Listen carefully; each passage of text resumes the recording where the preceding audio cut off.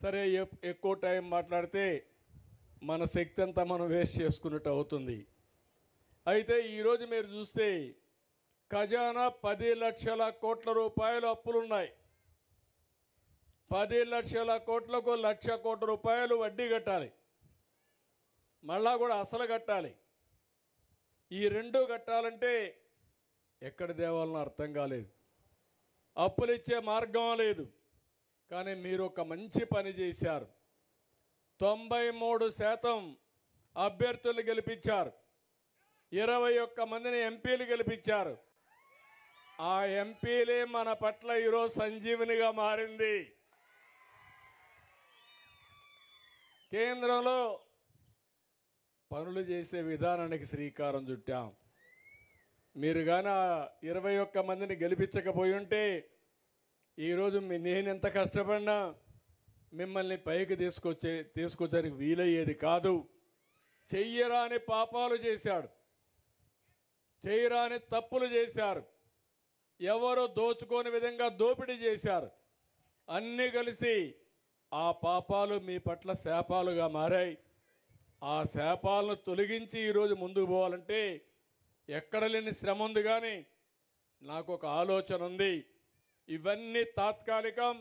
మళ్ళీ తిరిగి రాష్ట్రానికి పూర్వ వైభవం తెచ్చే వరకు మీకు అండగా నేను ఉంటానని హామీ ఇస్తున్నా.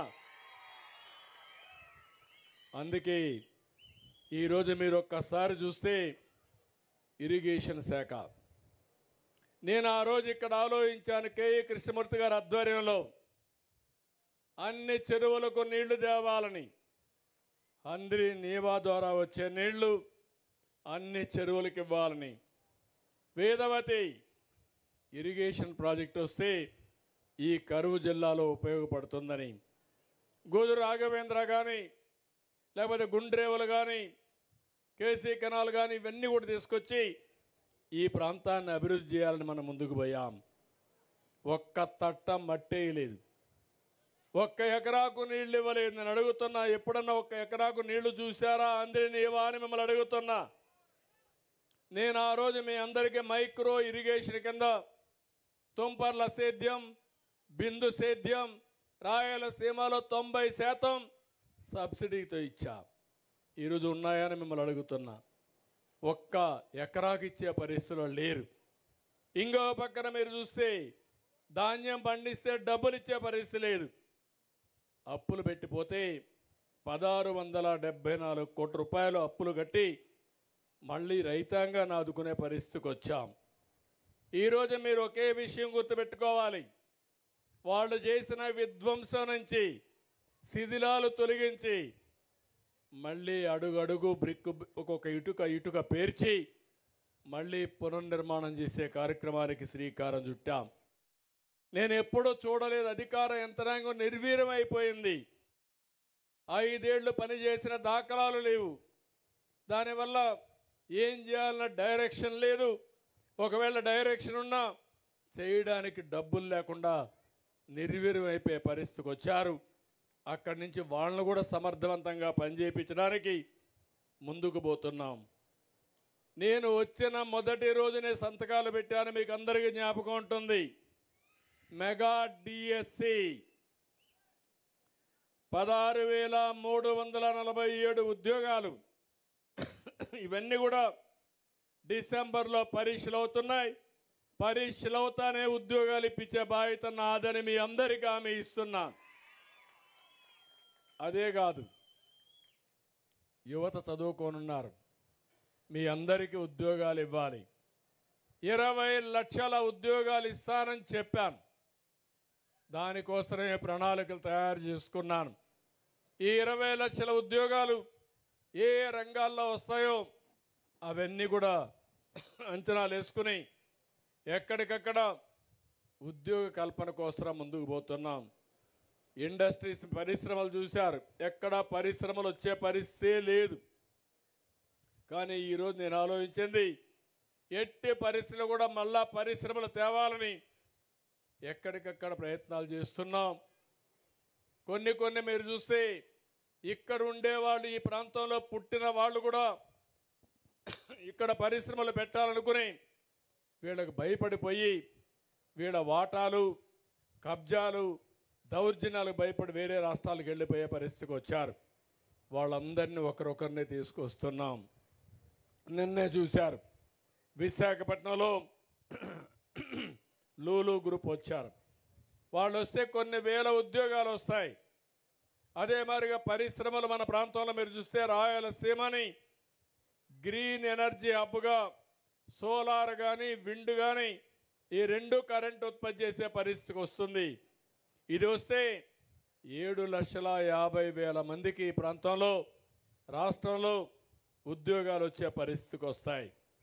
అందుకే ఇంకొక పక్క ఆలోచించాను, గవర్నమెంట్ ద్వారా ఉద్యోగాలు ఇస్తాం, ప్రైవేట్ ద్వారా ఉద్యోగాలు ఇస్తాం.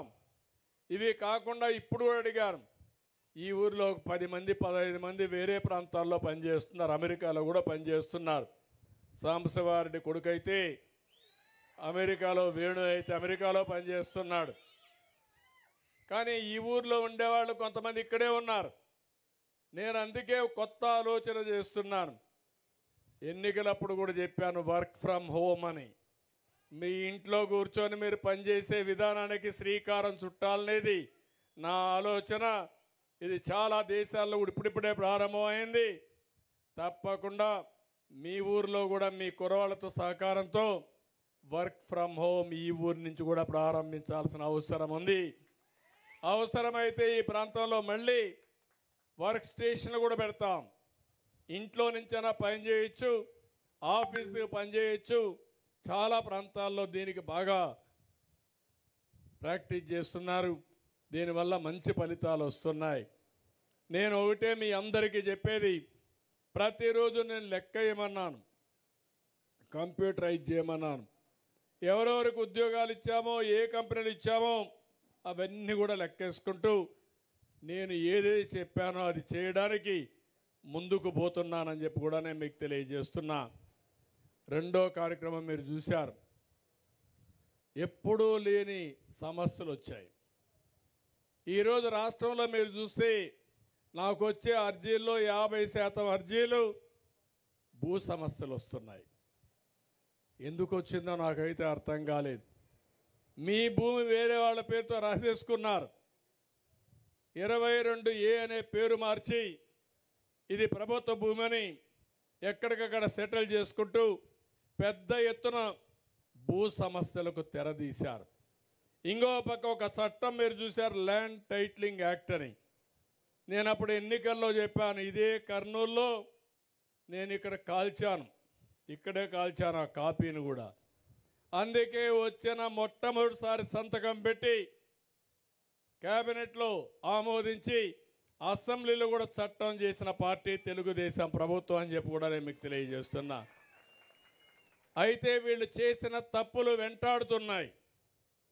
కొన్ని వేల మంది, లక్షల మంది మీ భూమి వేరే వాళ్ళ పేరుతో రాయిచ్చేశారు. ఇంకో పక్క సర్వే అనే పేరు పెట్టి ఆ సర్వేలో మీరు ఒకసారి చూస్తే ఎక్కడికక్కడ బౌండరీస్ మార్చేసే పరిస్థితికి వచ్చారు, సరిహద్దులు మార్చేసే పరిస్థితికి వచ్చారు. అవన్నీ కూడా సెటిల్ చేస్తున్నాం.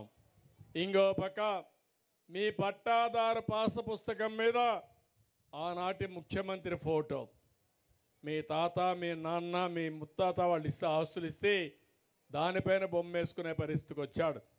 ఇప్పుడు నేను మారిస్తే నేను కూడా నా బొమ్మ వేసుకోవచ్చు. నా బొమ్మ వేసుకోవడం లేదు. రాజముద్రతో మళ్ళీ పట్టాదారు పాస్ పుస్తకాలు మీకు ఇచ్చే బాధ్యత మాది. ఒక పైసా ఖర్చు ఉండదు. దీనికి కూడా శ్రీకారం చుట్టాం. తొందరలోనే సర్వే చేస్తాం, క్యూఆర్ కోడ్ పెడతాం. ఫోన్లో ఆ క్యూఆర్ కోడ్ చూపిస్తే మీ భూమి ఉందో ఎక్కడుందో అక్కడికి నేరుగా వెళ్ళిపోయేట్టుగా జీపీఎస్ కూడా పెట్టి, జీఏఎస్ పెట్టి మీకు పట్టాదారు పాస్ పుస్తకాలు ఇచ్చే బాధ్యత మాదని మీ అందరికీ హామీ ఇస్తున్నా. ఇప్పుడే చెప్పా, పింఛన్లు ఇచ్చాం. అన్నా క్యాంటీన్, దుర్మార్గుడు అన్నా క్యాంటీన్ కూడా క్యాన్సిల్ చేశాడు. ఇప్పటికే 175 పెట్టాం. 5 రూపాయలకే భోజనం, బ్రేక్ఫాస్ట్ 5 రూపాయలకే, మధ్యాహ్నం 5 రూపాయలే. 3 పూట్ల భోజనం చేసిన 15 రూపాయలతో భోజనం పెట్టే ప్రభుత్వం ఎక్కడన్నా దొరుకుతుందా? ఒక్కసారి ఆలోచించండి. పేదవాడికి అండగా ఉండాలి. అందుకే నాణ్యమైనటువంటి పౌష్టికాహారాన్ని మనం ఈరోజు అందజేసే పరిస్థితికి వచ్చాం. దీనివల్ల జీవన ప్రమాణాలు బాగా పెరుగుతాయని చెప్పి నేను మీకు తెలియజేస్తున్నా.